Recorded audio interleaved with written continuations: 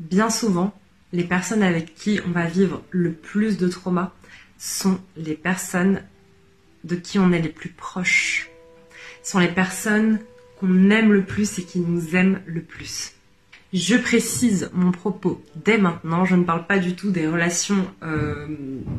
ce que je veux dire, c'est pas pour justifier des relations toxiques dans lesquelles on vous méprise, on vous écrase et on essaye de vous nier, de vous manipuler. C'est pas du tout le propos ici, où je parle vraiment des relations avec des personnes proches, dans lesquelles l'échange et le relationnel est sain. Je reparlerai de comment détecter, comment déceler des relations vraiment pas équilibrées dans des prochains posts. Ici, je parle vraiment du fait que la vie va nous amener à expérimenter, à vivre des choses, souvent les choses les plus intenses avec les personnes qui nous sont proches, avec les personnes que l'on voit le plus, avec qui on vit le plus et donc bien souvent qu'on aime le plus. Parce que la vie n'est pas qu'un long fleuve tranquille, parce que la vie peut être friction et parce que même avec les gens qu'on respecte et qu'on aime le plus, on vit des conflits tout simplement. Et donc parfois on va vivre un événement qui va nous traumatiser alors que la personne avec qui on a vécu l'événement n'a jamais été mal intentionnée envers nous. Et ça peut être très difficile à entendre. Pour illustrer ce que je veux dire, je vais vous donner un exemple de ma vie personnelle. Et vous verrez que ça fait écho à mon post précédent. Donc moi, je suis l'aînée. J'ai un petit frère qui a 4 ans de moins que moi. On a été élevés par nos 2 parents dans un foyer aimant. Et je me rappellerai toujours que le jour de ses 1 an, je m'en rappelle bien parce qu'en fait, justement, mon père était en train de filmer les 1 an de mon petit frère. Et donc, l'attention était forcément tournée vers lui. Mon père le filmait, voilà, c'était ses 1 an. C'était son anniversaire. Et moi, on voit dans la vidéo que je demande à mon père de me filmer.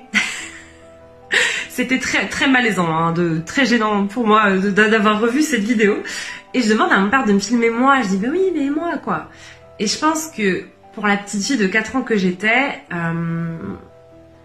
le fait que mes parents apportent de l'attention à quelqu'un d'autre, ça voulait dire que j'allais perdre de l'intérêt à leurs yeux, alors que c'était pas le cas.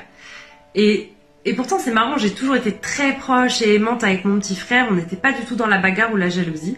Mais pourtant, j'ai ressenti le fait que je devais être plus, faire plus, en faire plus pour être aimée, être regardée et continuer à être digne d'intérêt, d'attention et d'amour.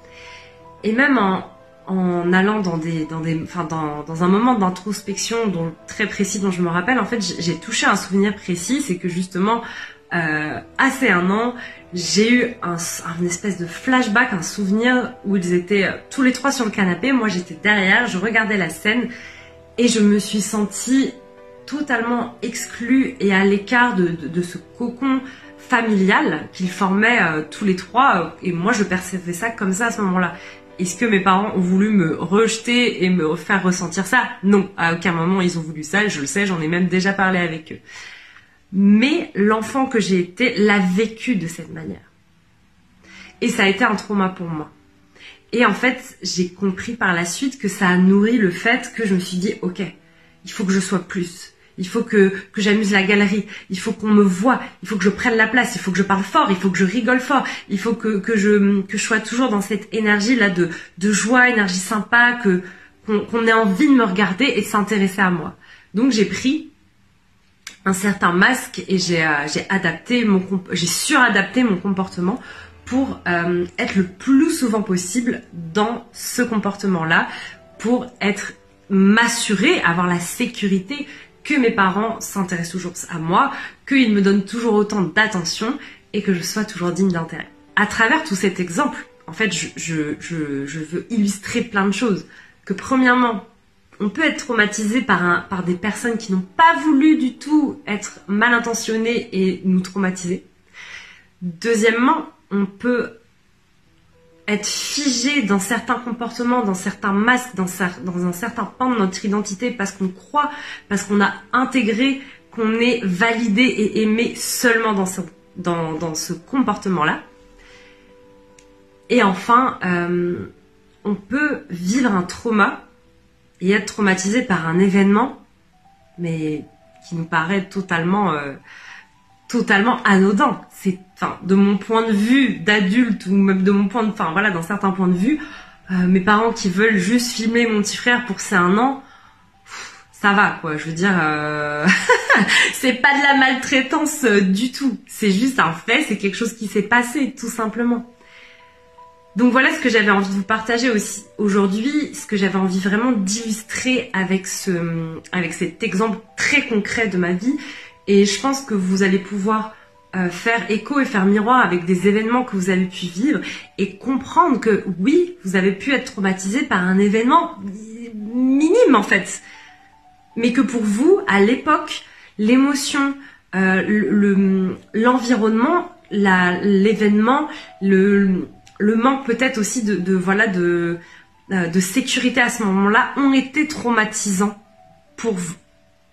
Et pour moi, ça, je ne cesserai de le répéter que un trauma, c'est pas un gros événement ultra dur dans ta vie. Ça peut être plein de petites choses comme ça qui continuent de se nourrir jour après jour, année à année et qui finissent par former, par cristalliser tout un système et des masques et un comportement qui en fait au fur et à mesure en grandissant te limite, te desserve.